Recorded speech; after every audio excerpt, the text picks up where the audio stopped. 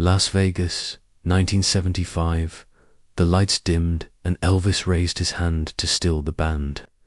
In the front row sat a man in a worn army jacket. He wasn't screaming, he wasn't clapping. He just sat there alone, eyes fixed on the king. Elvis saw him. If moments like this remind you why Elvis was more than a performer, stay with us. This story proves one act of kindness can change a life. You'll want to hear how this night ended. The first crackle of the sound system cut through the smoky air of the International Hotel showroom. Glasses clinked. Programs rustled. The faint hiss of amplifiers filled the seconds before the curtain rose. And there he was. Not the king yet, but a man in a worn army jacket, seated near the front. His posture was rigid, hands locked together, around a stub of a ticket that looked softened by sweat. Unlike the crowd around him, he didn't clap, he didn't call out. He just stared ahead, eyes locked on the empty stage. Then the lights went gold, the curtain pulled back, and Elvis Presley strode into the blaze of the spotlight, his white jumpsuit catching fire in the glow, rhinestones scattering light like broken glass. The crowd erupted, chairs scraping back, women screaming, men whistling. The vibration of applause shook the room, but one figure didn't move. The man in the jacket sat still, almost like he didn't belong in the celebration at all. Elvis grabbed the mic stand, hips snapping as the band launched into CC Rider. The brass punched, drums thundered. The floor seemed to thump in time with every foot stomp in the audience. But Elvis's gaze drifted downward, front row, 3 seats from the left. That man, for the first time all evening, Elvis's rhythm faltered. It wasn't obvious, only the sharpest fans noticed a half-beat pause before he lifted the mic. His eyes narrowed, locked on that army green, that stiff posture, that face that looked like it carried the weight of 10 lifetimes. The camera flashes popped from the back of the showroom, but Elvis wasn't looking into the light. He was studying one man, motionless in a sea of movement. The veteran didn't sway with the music, didn't mouth the words.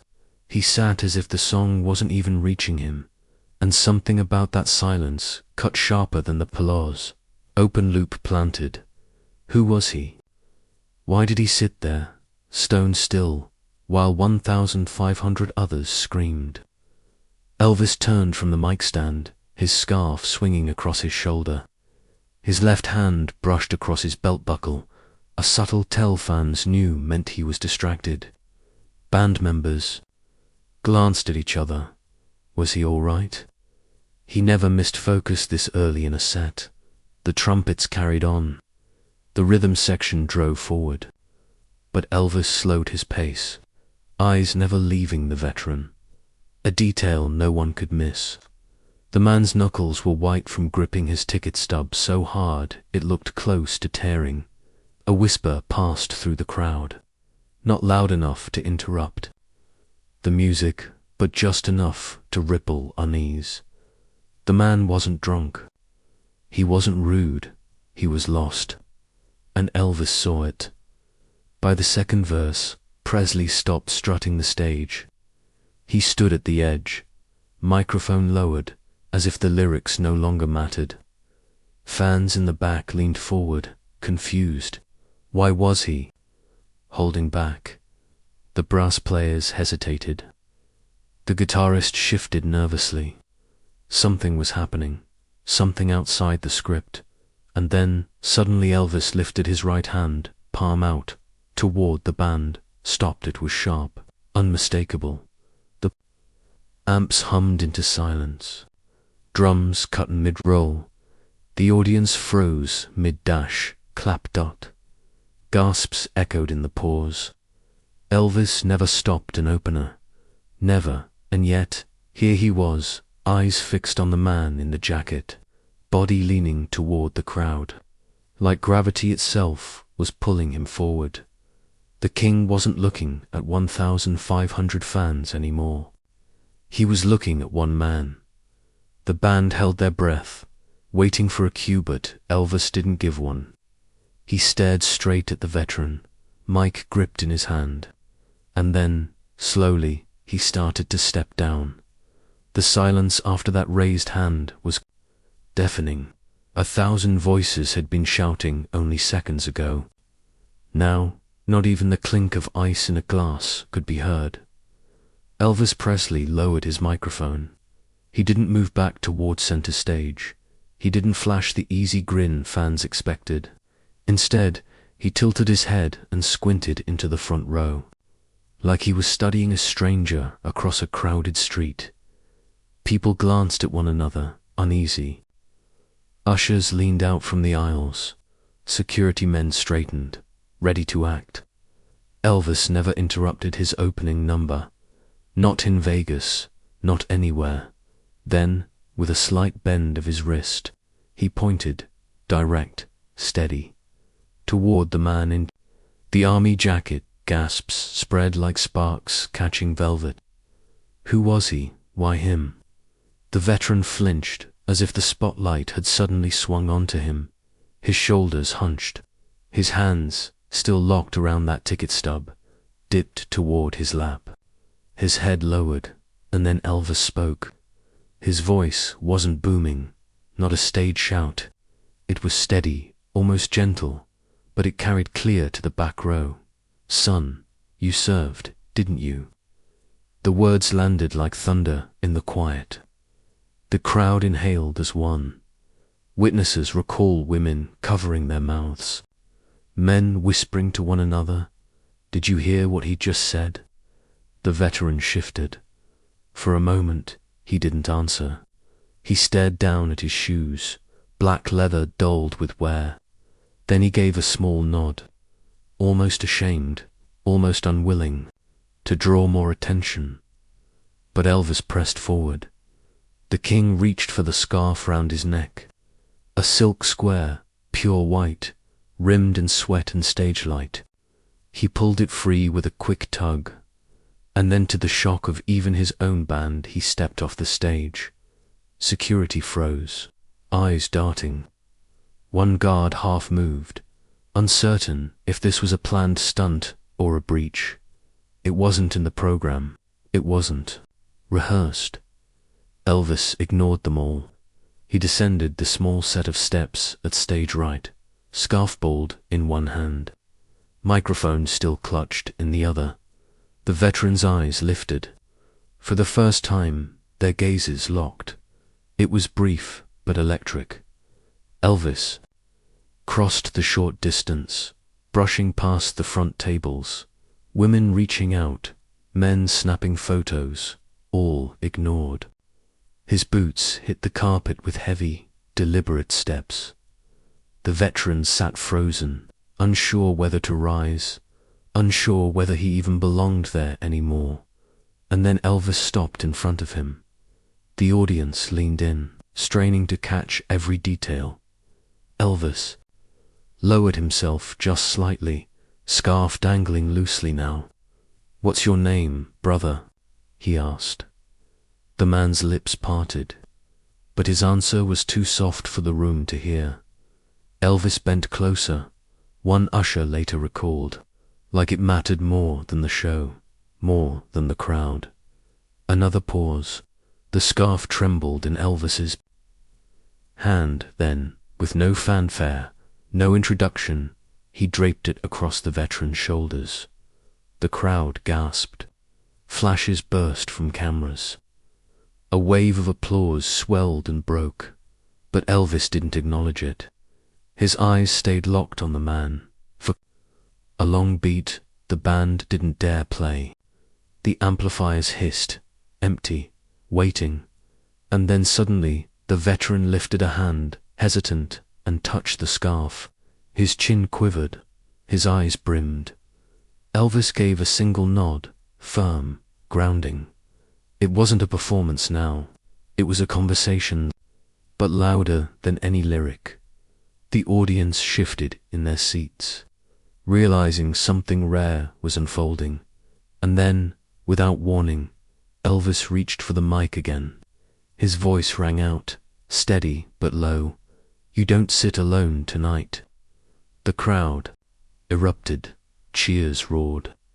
Women screamed his name. But through it all, Elvis's focus never left that one man. The veteran blinked back tears, overwhelmed, caught between the roar of thousands and the intimacy of one voice meant only for him. Elvis lifted his free hand, signaling the band to wait. "Hold it," he said softly, eyes still locked forward. "We're not moving on just yet." The music was gone. The night had shifted, and no one in that showroom knew what he would do next.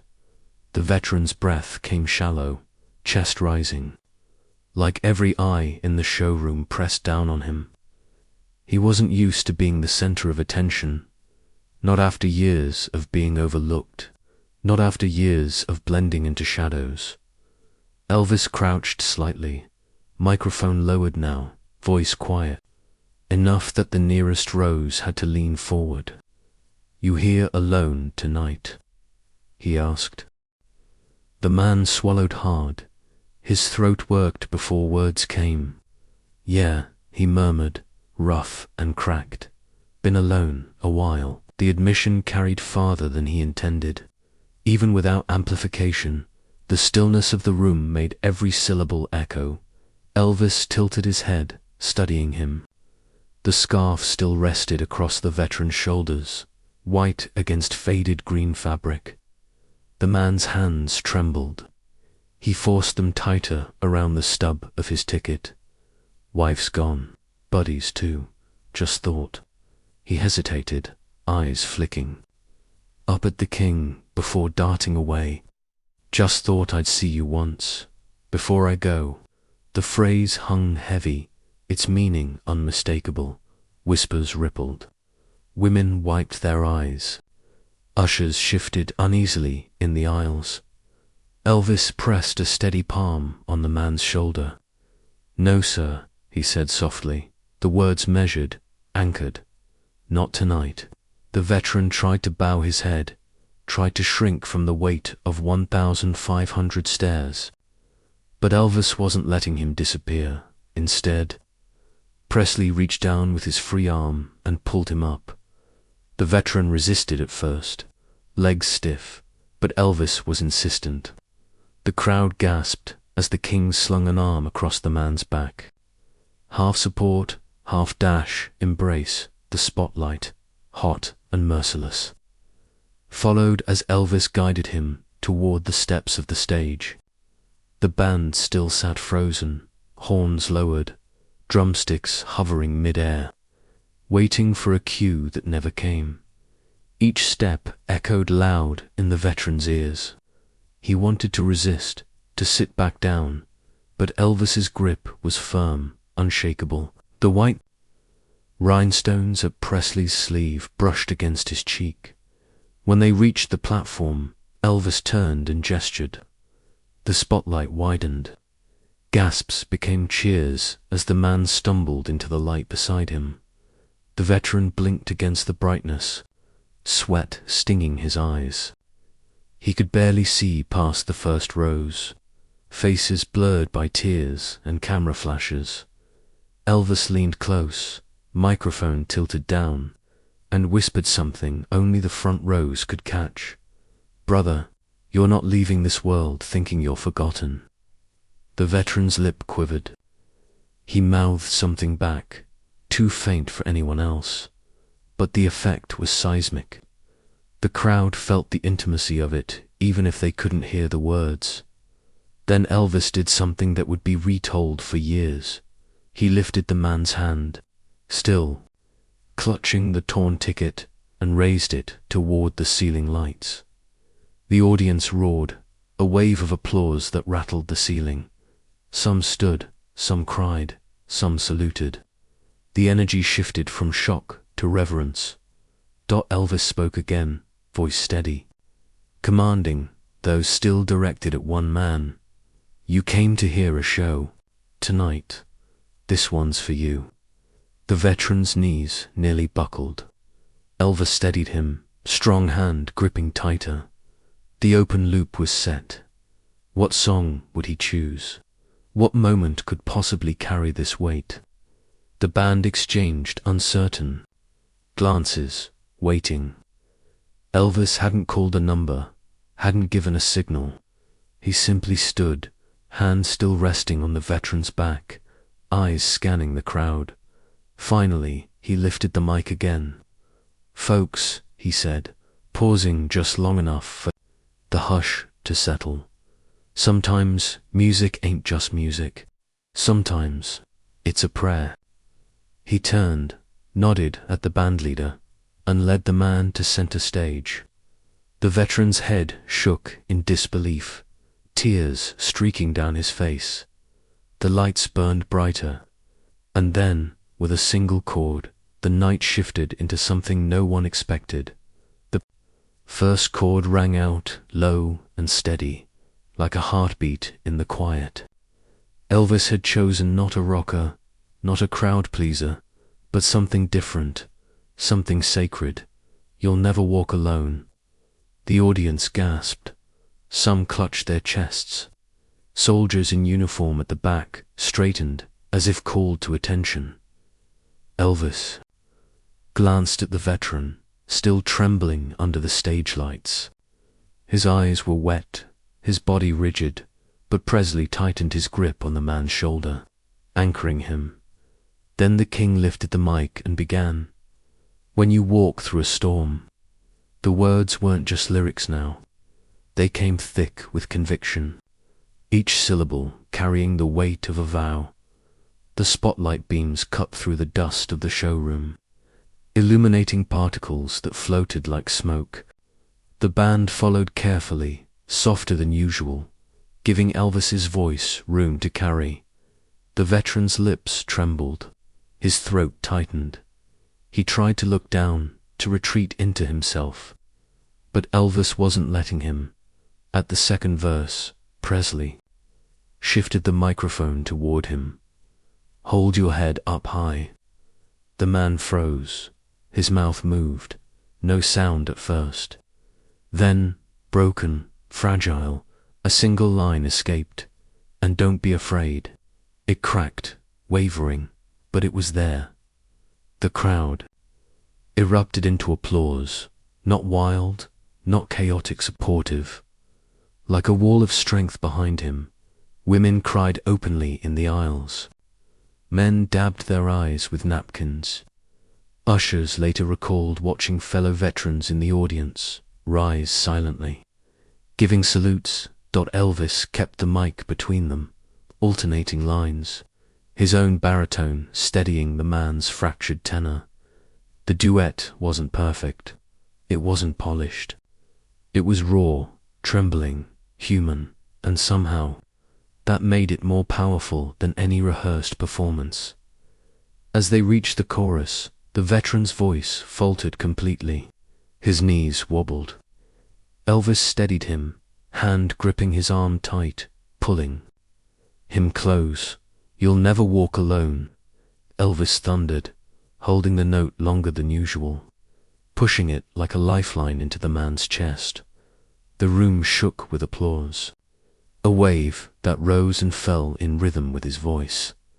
Flashes burst from cameras, each one capturing the glint of sweat on Presley's temple, the streak of tears on the veteran's cheeks, the grip of two men holding each other upright in front of thousands by the final verse.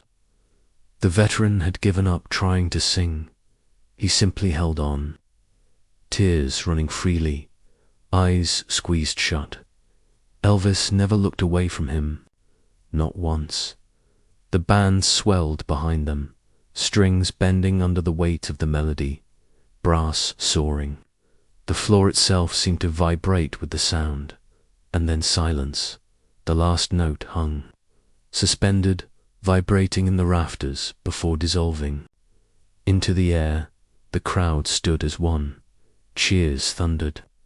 But Elvis wasn't finished. He turned to the veteran. Slowly, deliberately, He pressed something into the man's palm. The veteran looked down, confused. His hand opened, trembling. Inside, warm from Presley's skin, was a gold cross necklace. The man's knees buckled. His free hand shot up to cover his face, shoulders shaking. The applause rolled louder. Not for the song, but for the moment, for what it meant. Elvis pulled him into an embrace. Their heads close, sweat and tears mixing, and as the crowd screamed his name, the king leaned down and whispered something meant only for that man's ears. Cliffhanger. The lights dimmed slightly, the band shifted, and Elvis turned back toward the audience, hands still gripping the veteran's shoulder. Whatever came next, everyone in that room knew they were witnessing more than a concert. They were witnessing salvation. The crowd's roar swelled like a storm. But in the middle of it all, Elvis Presley and the veteran stood locked together in silence. One man in rhinestones, the other in faded fatigues. Two lives colliding under the same spotlight. Elvis slowly lifted their joined hands toward the audience, the gold cross glinting in the stage lights. Gasps turned to applause. People rose from their seats, some clapping, others wiping tears. It wasn't a performance anymore, it was communion. The veteran pressed the cross to his lips, overcome, shoulders shaking as he sobbed openly. He wasn't embarrassed, he wasn't hiding. He was breaking in front of thousands, and somehow it felt safe. Elvis turned to the microphone. His voice carried firm, steady, commanding. This man gave more than any song I'll ever sing. The words ignited another wave of applause. Some shouted amen, others saluted. The moment was bigger than music, bigger than celebrity. It was about sacrifice, recognition, and healing. The band struck a softer chord, easing into the background. Elvis gave a nod, signaling them to continue with the set, but his hand never left the veteran's shoulder. He guided him gently down the steps, back toward the front row. The crowd cheered louder than they had all night. When the man finally sat, scarf and cross still clutched tight, fans around him reached out, patting his back, holding his hands, making sure he knew he wasn't invisible anymore. Elvis returned to the stage, adjusted his mic stand, and gave a faint smile. The show continued, but the energy was changed. Every song afterward carried an echo of what had just happened. Witnesses later said they barely remembered the set list. They remembered the moment, the look on Elvis's face, the tears streaking down a stranger's cheeks, the silence before. The crowd erupted, and then 3 days later, the story deepened. According to those close to the veteran, a package arrived at his modest home. The return address was Nevada. The handwriting on the label was unfamiliar but unmistakably personal. Inside, nestled in tissue paper, was a glossy envelope and a thick laminated card. The card read, "Front Row Season Pass, International Hotel." But it wasn't just a ticket, it was every ticket. For the rest of the year, the veteran's hands shook as he pulled out the envelope. Inside was a handwritten note. The ink flowed, smooth, slanted, with a signature at the bottom. "You'll never sit alone again, Elvis." The man dropped into a chair, staring at the words, tears welling again. It wasn't charity. It wasn't publicity. It was a promise. He told friends later that it was the first time in years he felt like someone had seen him not as a burden, not as a ghost of war, but as a man who still mattered. And each time he walked into that showroom, scarf tucked carefully into his jacket pocket, cross resting against his chest, the ushers greeted him with respect. Fans recognized him. Strangers thanked him for his service. He was no longer just a face in the crowd. That was Elvis Presley's gift, not just a necklace, not just a seat, but dignity. A reminder that kindness, offered at the right moment, could rewrite the course of a man's life. The king of rock and roll had given a veteran back his voice.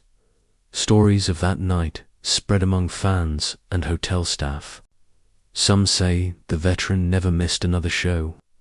Others recall him standing proudly at each performance, scarf in hand, cross against his heart. It was never about the song list. It was about the night Elvis stopped the music for one man, reminded everyone that compassion could fill an arena. Moral: sometimes the loudest act of love comes in silence, when the music stops and a hand reaches out.